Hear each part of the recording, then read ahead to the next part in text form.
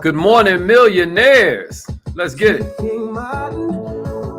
Man, I was giving them this joint because it's Columbus Day. And I don't agree with this. Like, I know a lot of us call it Indigenous Americans Day and all of that. I don't agree with this one right here. You know what I mean? And I'm explaining why in a minute. I'm with tearing down most of the statues because we don't know their stories, right? But this dude Columbus has a lot of stories in it. His story has a lot of stuff in it that I feel like we can learn from. So we're going to get into it today. My goal is to give you something to make you never look at Columbus the same way again this morning. So share this with an entrepreneur. If your babies are home from school, this might be a good one to have them tune in on. Text message this out to some of the, you can't be woke and broke crowd. You know what I mean? Because I have a feeling you're going to pick something up this morning that's going to lend you a different perspective. That's all we're looking for is a different perspective out this joint, right? I hear you, Kermit. Kermit coming through with the bars. That's right. I like where you're going with that, Kermit. What's up, Taisha? Good morning, Queen. Man, Kermit doing a whole history lesson in the comments. Mr. Terry's in the house. What up, Mr. Terry?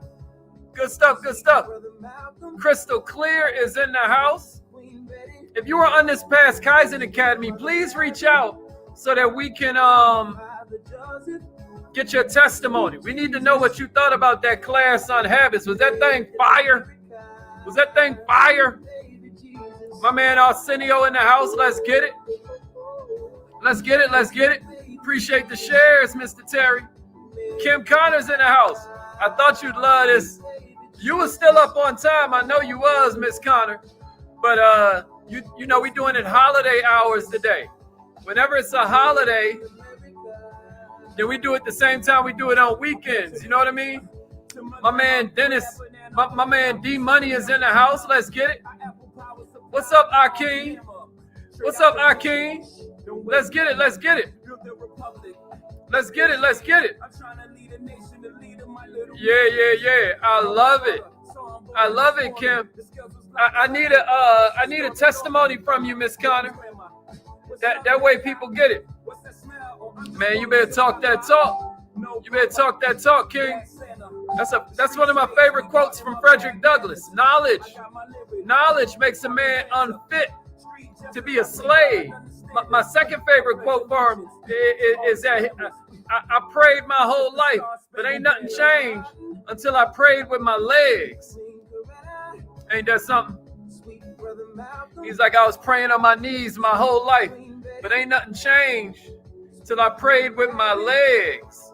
We got to bust a move. What's up, Tiana?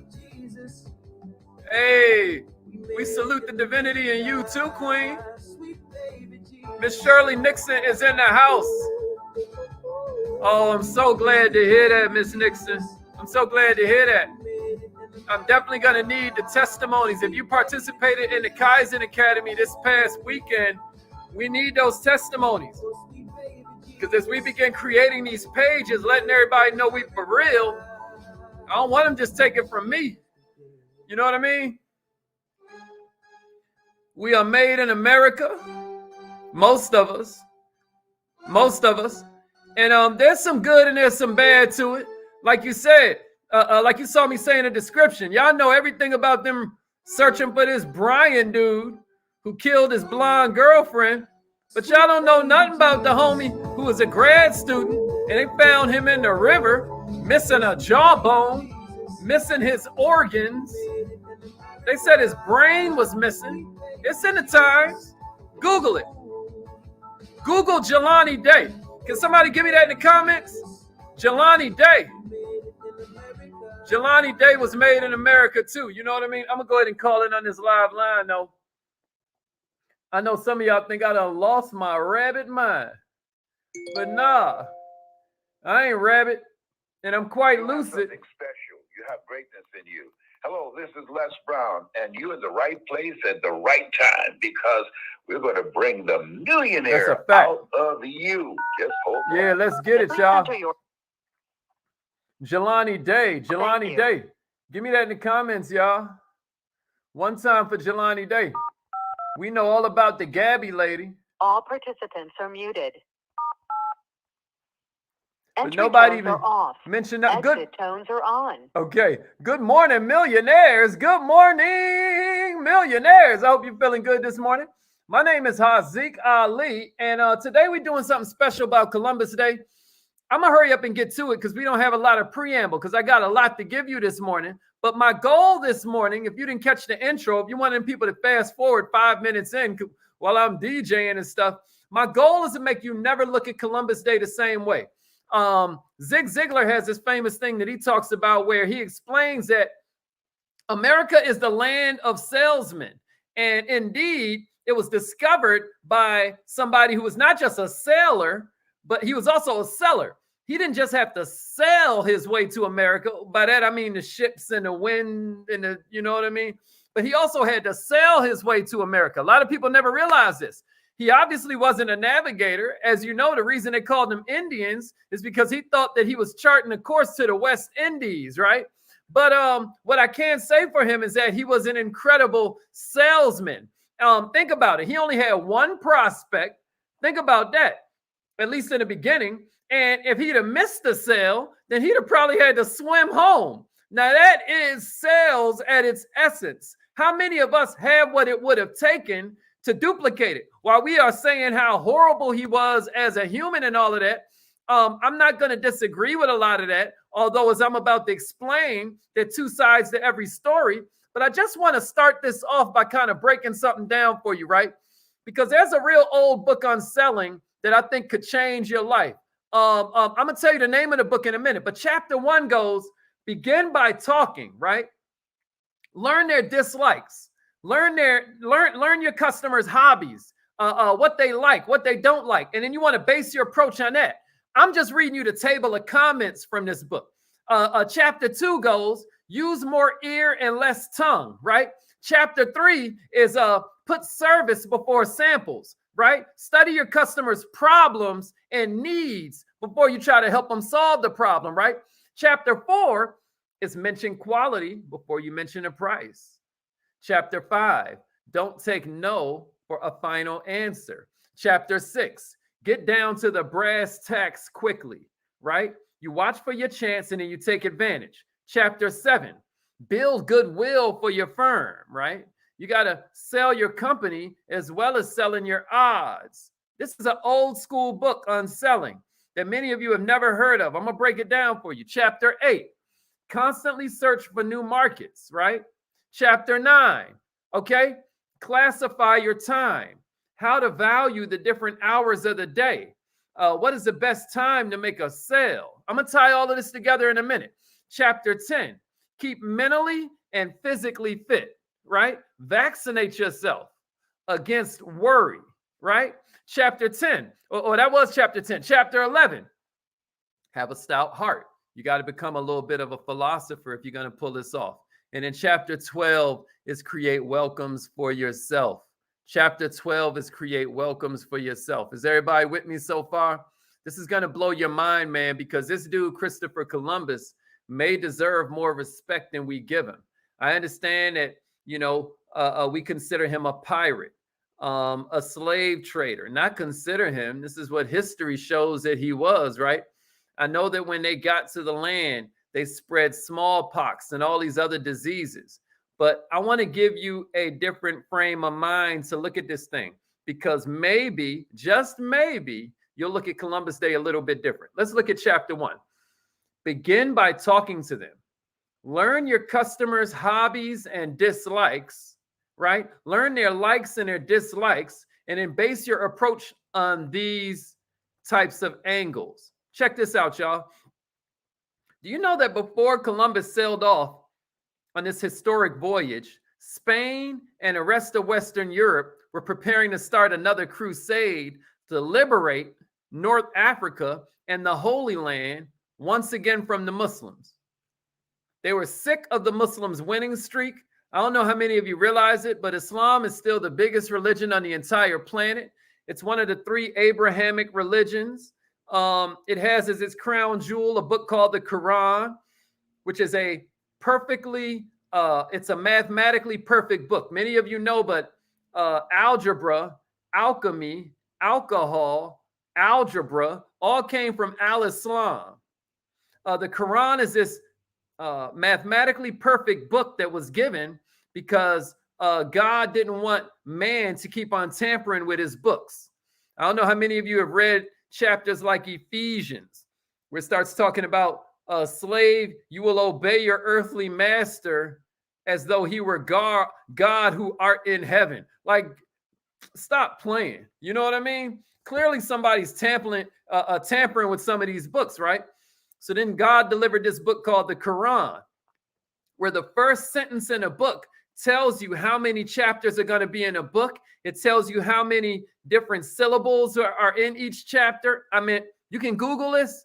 The book is mathematically perfect. And so when you got that kind of sales pitch going for your religion, you start to take things over. So what Spain and the rest of Western Europe were preparing to do was start a new crusade. They were going to liberate North Africa and the Holy Land from the Muslims. And since Christopher Columbus knew that Spain wanted to eradicate this Muslim winning streak, he positioned this trip to America as a good play for new Christian territory. Is that wild? Does that explain chapter 1? You begin by knowing your customers' hobbies. You got to know their personal likes and dislikes, and then you base your approach on that particular angle. What was chapter 2 I gave you? Use more ear and less tongue. Now get your mind out the gutter, right? Because what we're talking about is sales here, right? So what you do is you give your customer the center of the stage. The main thing ain't the talk. So many of us think that salesmen talk all the time, but that's not your main goal. Again, he had to listen. I want you to think about this. Since he knew that crusade they wanted to start, he listened well enough to know that that would have lasted decades. It would have lasted at least a century or two. Now they got little manpower left for anything else. They have no treasure to invest into anything else. Again, Columbus was able to pull it off because he understood a long-term vision. He understood where their current plan was going to have them headed up, and he put all of that into his sales pitch. Am I making sense today? Here's chapter 3, right? Put service before the sample. Like, study your customers' problems and needs. Try to help them move their goods. Like my man Kerman just now talked about. My man Dichi in the house. What's up, baby? My man Kerman was just now talking about how, I don't know how many know this story, but Christopher Columbus literally convinced and then helped Queen Isabella hawk her jewelry to finance the trip. That's a cold dude. That's a cold dude. I'm going to tell you the name of the book in a minute, Ali. The book ain't where I'm getting the Columbus stuff. The book is just where I'm getting the chapters. And then I'm using the chapters to explain Columbus's story. Here's something else that I want you to know about chapter 3. We said, put service before samples. Like, you got to serve before you deserve, right? Y'all know that's my quote. The way the book said it was put service before samples. Check this out.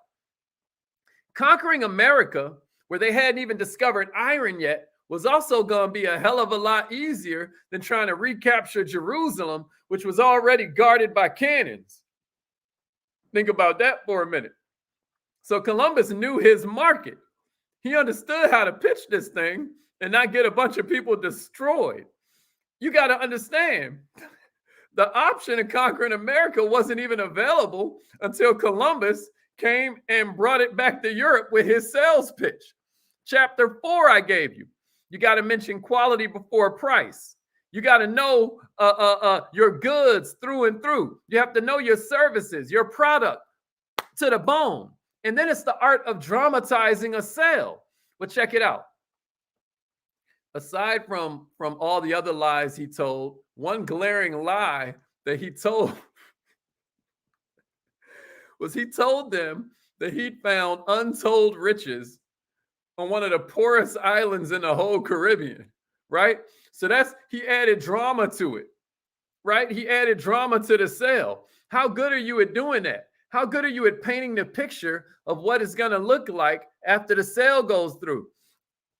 You know, Jim Rohn has this famous thing where it's like, he's talking about car sales, and he walk up to the car line, like, tell me about the car.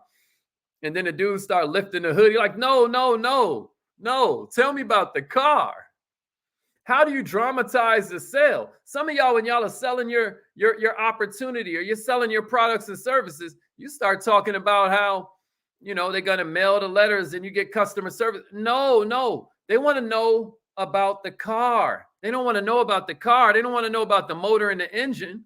So when he's dramatizing the sale, he's letting them know about all the riches they're going to be able to reinvest in further exploits. Does this make sense? Chapter 5. I told you this already. Chapter 5 was don't take no for a final answer. Somebody give me that in the comments. I should have had y'all typing these chapters out. Don't take no for a final answer. Somebody give me that in a share. Let me make sure y'all still with me. I'm tripping right now.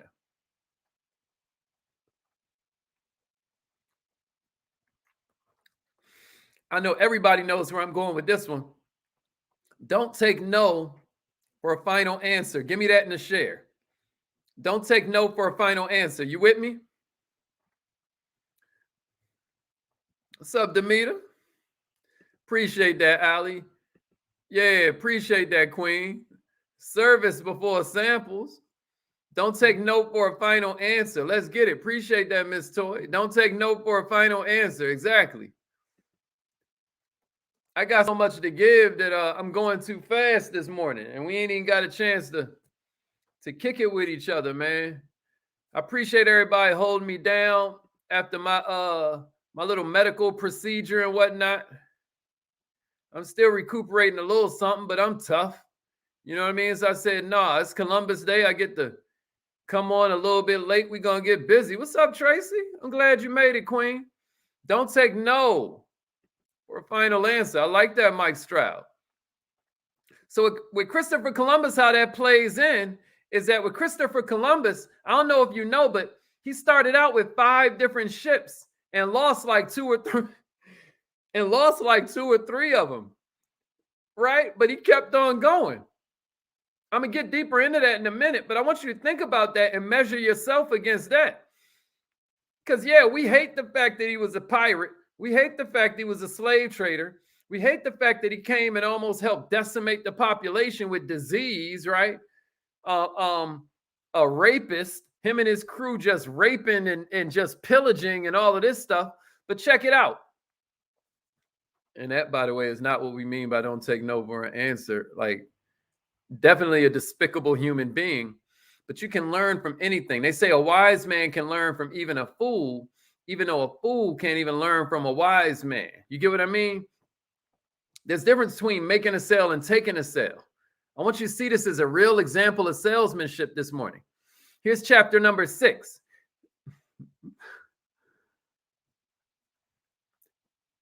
Millionaires, you gotta watch for your chance to talk. You gotta get down.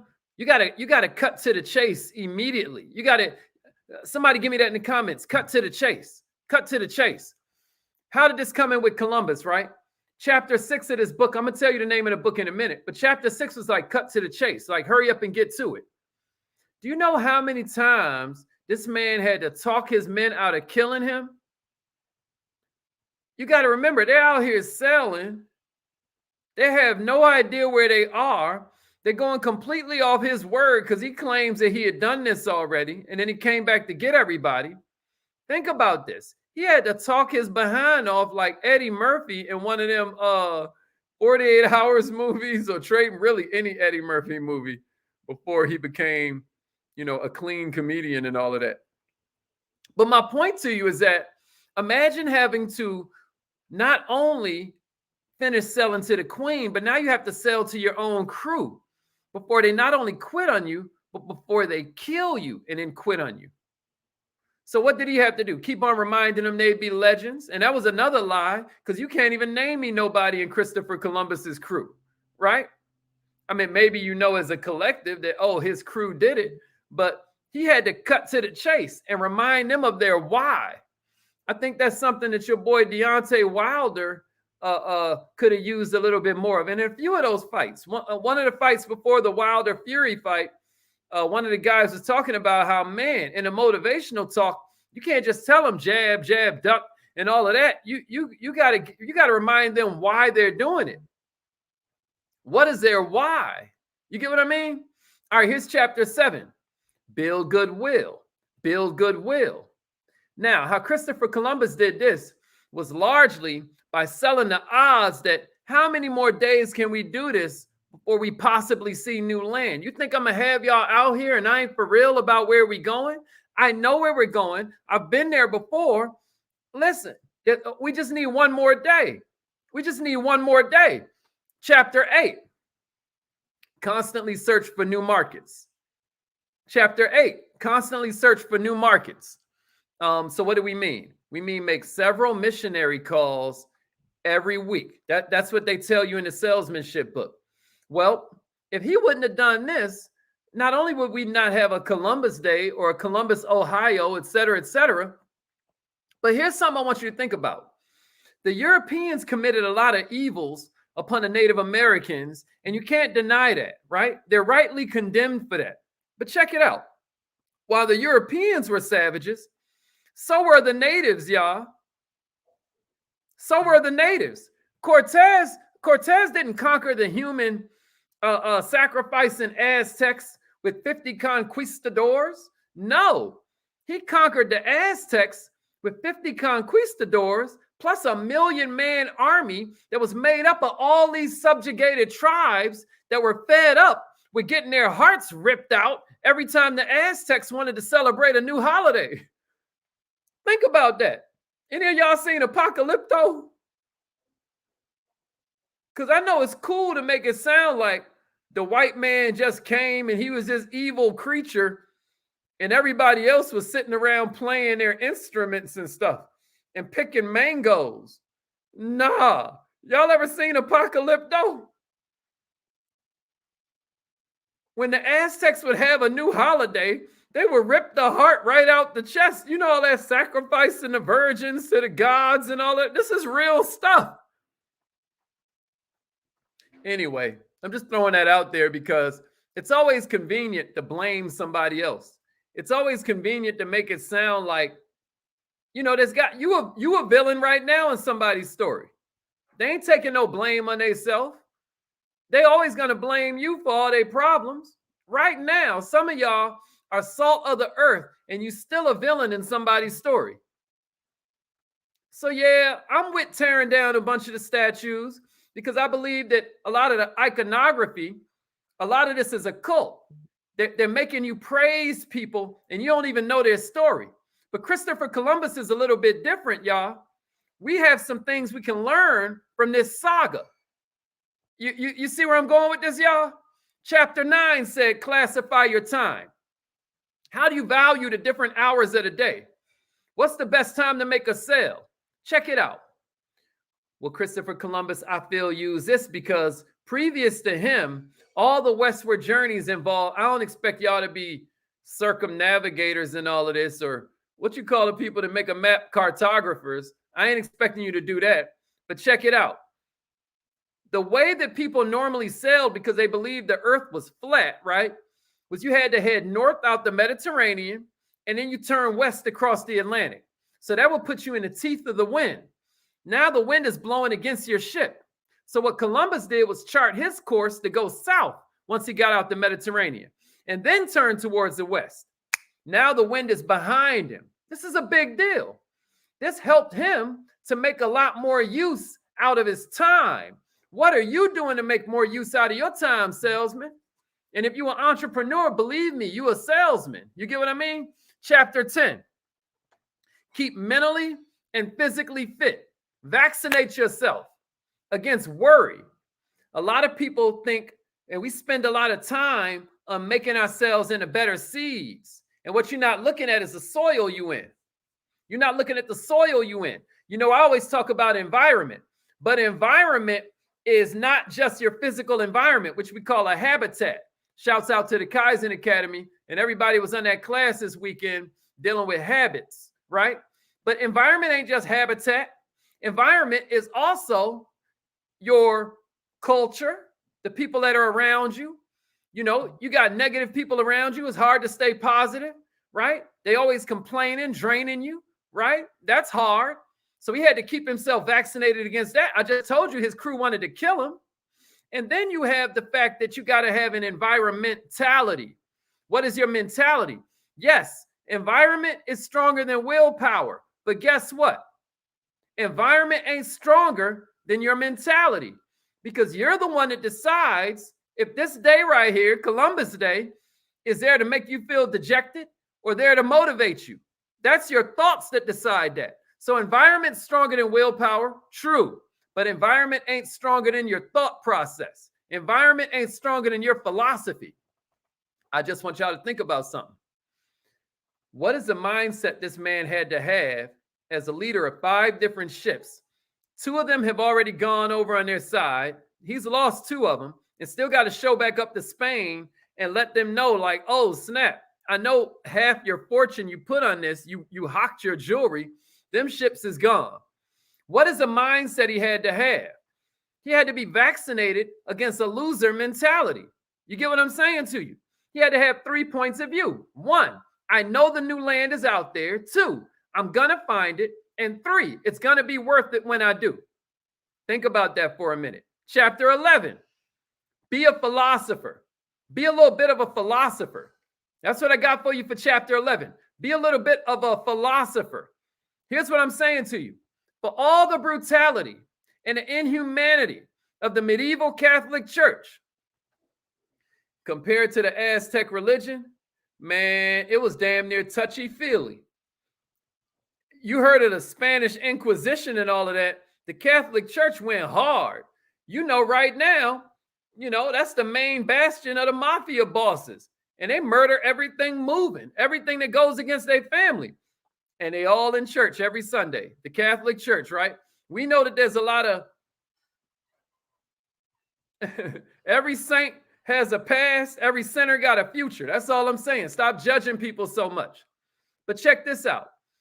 If you're a philosopher, then what you realize is that everything is relative, y'all, even evil. Even evil. I'm just trying to get you to think about this Columbus Day a little bit different. All right. And then here's chapter 12 I had for you. Create welcomes for yourself. Turn your customers into friends, right? Turn your customers into cheerleaders. That's chapter 12 in this book. And here's what I got for you on that. While Columbus personally did evil that none of us can deny, it's his audacity that I feel like is worthy of celebrating. Because who amongst us is without sin? Let them cast the first stone. But here's what I know. He had a bit of audacity that is why he has a day-to-day. Because think about it. It was because of him, his second voyage, and then his third, and then later the whole exploration of the new continents that he was able to pull off after he came back to Spain with almost nothing. He came back the first time with nothing, y'all. The immense wealth of the Americas was at least 50, 60, 75, 100 years in the future. This fool came back with a couple of parrots and a couple of natives to prove that he actually went there. And then they died pretty much immediately. But by the force of his own personality, y'all, he convinced the Spanish court that he had achieved greatness. And that's why he got a day. What Kermit would call public relations. Those chapters was wild, right? Now, when you get this book, it has nothing to do with Columbus Day. It has nothing to do with Christopher Columbus. That was all us. But the title of the book, for those that want to know, is called Tips for the Traveling Salesman. It was written by a guy named Herbert Casson, and it was written in 1927. Wow. Almost 100 years ago, that book was written. Again, has nothing to do with Christopher Columbus, but those 12 chapters are the table of contents right out of that book. They always say if you want to learn something new, then read something old. You get what I'm saying? Why? Because a lot of times all that's missing is a new perspective. What you're trying to do is stretch your perspective. My brother was talking about it yesterday, like how, men a lot of times come from logic and then go towards emotion, whereas women come from emotion first and then go towards logic. If we're going to win, we have to stretch our perspective. Y'all hear what I'm saying? I know you, though. You know everything already. Check it out. The problem ain't knowing it. The problem is doing it. The problem is doing it. The problem is doing it. Here's a couple examples of you knowing everything but not doing it. You know you should be preparing for your sales calls by doing research on the company, by doing research on the person you're meeting with before you make the call. Do you do it? You know you should be listening to sales podcasts and books and YouTube videos and Good Morning Millionaire videos at least an hour a day in your car. But do you do it? Now, I know you different, right? All of y'all different. He ain't talking to me. He ain't talking to me. That's right. That's right. Herbert Casson, Dr. Marilyn. Herbert Casson, Casson. Herbert Casson. But I'm sure all of us are different, right? You always take the right actions, right? You always implement the right strategies, don't you? You always know what to do in every situation. I know. When they don't buy, it's always their fault. They stupid, right? It's their fault. It ain't your fault, right? It must be, y'all, because I've been training entrepreneurs for 30 years at this point. That sounds crazy saying it. I've been training entrepreneurs for over 30 years at this point. About 33, 34 years. I've been training entrepreneurs, right? And all I'm saying to you is that there's a big difference in knowing something and doing something. There's a difference between, and the difference between knowing it and doing it is also the difference between mediocrity and success. All I'm saying to you this morning is rather than casting judgment on this dude, remember, a wise man can learn from even a fool, and a fool can't even learn from a wise man. If you're ready, let's kick it with the affirmations. Hope that was helpful to somebody out there. It's affirmation time. My man Earl the Pearl holding it down with the affirmations. Because I'm not even supposed to be using this much energy. I'll be getting all hyped. I'm not even supposed to be using all this energy, but call in. We're going to do our affirmations real quick. Again, I want to shout out everybody who was on the Kaizen Academy class this weekend. We need those testimonies. Send us your name and your phone number.